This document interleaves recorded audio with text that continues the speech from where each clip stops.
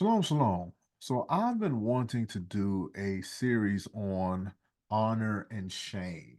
Honor and shame. But before we do honor and shame, I think that it is probably best for us to understand patron and client relationships first. So we're going to start here. I'm not sure how long this is going to go or how many series, because it's a lot of information. Maybe four, maybe this would be a four-part series as well, and then a four-part or five-part honor and shame. But we're going to start out in Luke chapter 8, verse 1. Luke chapter 8, verse 1. And it's very important as we study the Brit Hadashah, New Testament, or Apostolic Scriptures, whichever word you prefer, that we need to understand it from its original culture and context first. Culture, context, language. All of these things play a huge part when studying the scriptures, because for too long we have been studying the scriptures basically shooting in the dark. We basically just read.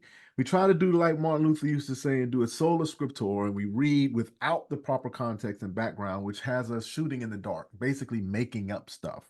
That's something we don't want to do. So Luke chapter 8, verse 1. And it says, "And it happened that soon afterward, he was going around from one city and village to another, preaching and proclaiming the good news of the kingdom of God. The 12 were with him, and also some women who had been healed of evil spirits and sickness. Mary, who was called Magdalene, from whom seven demons had gone out, and Joanna, the wife of Huzzah, Herod's manager, and Susanna, and many others who were ministering to them from their possessions."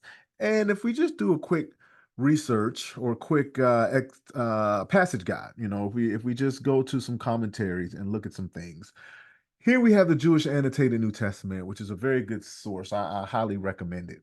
But here it has verses 8, 1 through 3, and it says, Yeshua, Jesus' patrons. Good news. We have the kingdom of God, and then we have some women, and then we have cured. Only Luke describes Yeshua's women followers as beneficiaries of healing.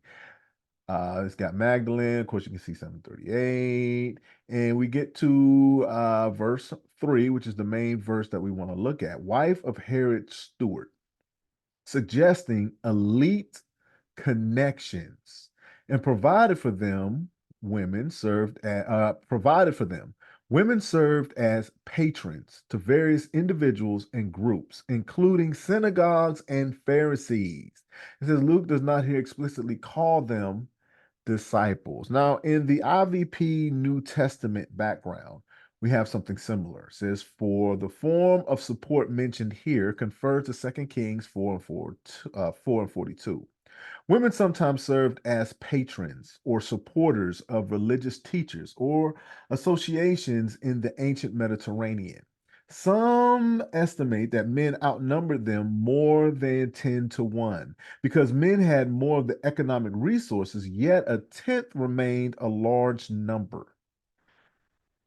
But for these women to travel with the group would have been viewed as scandalous, at least by Yeshua's detractors.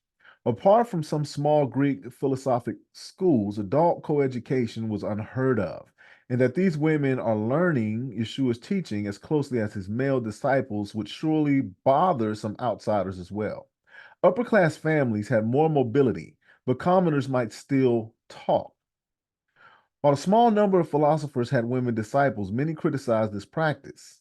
We know of no other women disciples among Jewish teachers in this period. And Herod here is Herod Antipas. So let's go into the this book that's called Backgrounds of Early Christianity. Now, of course, I believe that the first believers in Yeshua were Jewish. And I believe that the Gentile nations were to worship the God of Israel in a Jewish format.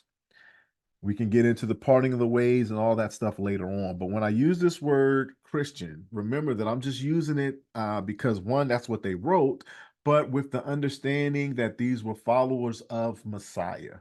We have to erase, we can't work backwards. We can't work from the church and modern Christianity and work backwards. No, we have to work forward. So, seeing this in its original context, we have patron client relationship.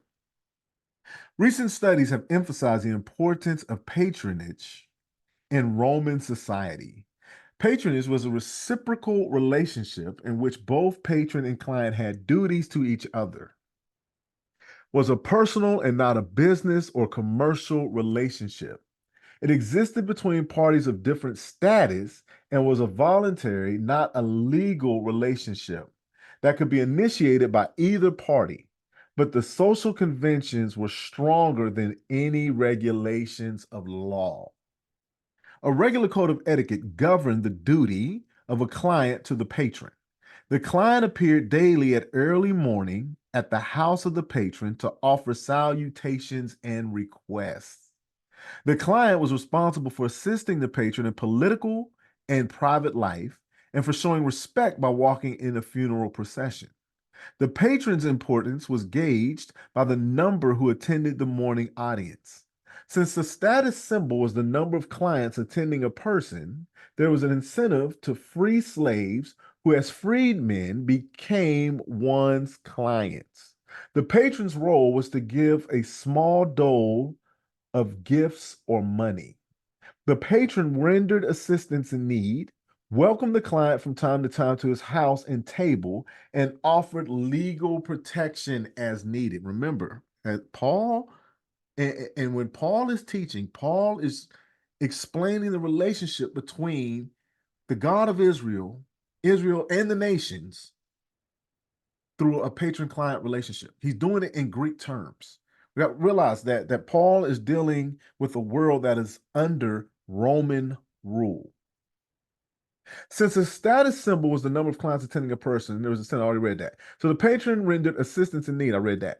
The relationship operated on all levels in the various groupings between former masters and freedmen, rich and poor, generals and conquered peoples, aristocrats and collegia, or clubs. Everyone from slave to aristocrat felt bound to display respect to someone more powerful than himself, up to the emperor.